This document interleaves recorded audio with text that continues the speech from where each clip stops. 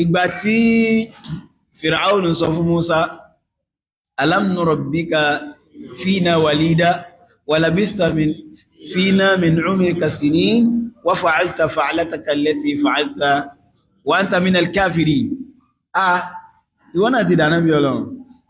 wá mi báyìí wọ́n lè sọ fẹ́ fún yàn ládùúgbò yàn Saliu ìwọ náà lọ wá ń ka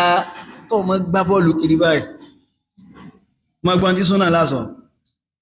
qala fa'altuha idhan wa ana mina ad-dallin kò yé mi gbàdẹ̀ sọ yẹn ó dà kó yẹ kó yàn ti dẹ́ṣẹ̀ rí pé ẹ̀ṣẹ̀ Ọlọ́run á ṣàánú yẹn náà wá pẹ̀lẹ̀ sí pèpè sí súnà ó ti mu tírí ó ti mu gbórí ó sì wá kọ̀kan Ọlọ́run sí ṣàánú ẹ̀ ojú ò gbọdọ̀ tí láti ṣe dáwà Musa pààyàn tiẹ̀ pààyàn ìwọ igbó tó mú òsá pààyàn èèyàn ni Musa pa èèyàn wọn ò tún á bùn wọn ni wà fa'alta fa'lataka allati fa'alta gbàgbé ẹkọ̀kọ́ wọn nífẹ̀ẹ́ sọ́ngbà mi ẹkùn wa anta minal kafirin ó sì ti kọ́kọ́ rán létí àwọn alam rabbika fina walida wọ́tọ̀ máa jẹun kí lọ́dọ̀ wa mi báyìí wa labista fina min umrika sinin ibi ló dàgbà sínú àwọn aláàrẹ̀ ẹ̀dàgbà náà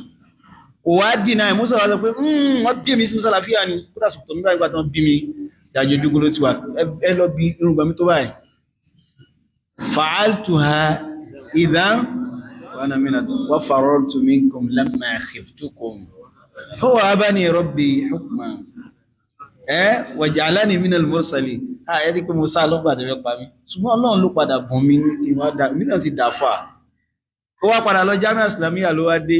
ó wọ́n sọ pé ní alhamdulillah wallahi àgbọ̀ tó bá ti túbà àgbọ̀ nínú akbarul adilla ni pé àwọn sàábí annabi sallallahu alaihi wasallam mushrikun ni wọ́n tẹ́lẹ̀ mọ́gbọ̀ ọkọ̀ wọná mọ́gbọ̀rọ̀ àwọn sàábí ó lè mọ̀ Islam tó ní èmi ní ìsinú Islam náà bí wọn sí wọ́n gbà ládá lórí Islam rẹ̀ inú Islam tán bí wọ́n sí àwọn gbà ládá lórí ẹ̀ àwọn tún wá lọ̀gá khiyarukum fil jahiliyyati khiyarukum fil Islam idha faqahu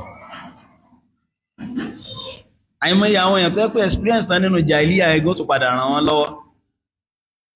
bẹ́ẹ̀ ni mo ráwọn èèyàn tó jẹ́ pé nígbà jahiliya àwọn rough bàtà dénú súnà wọn ò lè waste time mọ́ pé èmi ò ní time wọn lè waste gbogbo ilé làwá ti ṣe àti pátì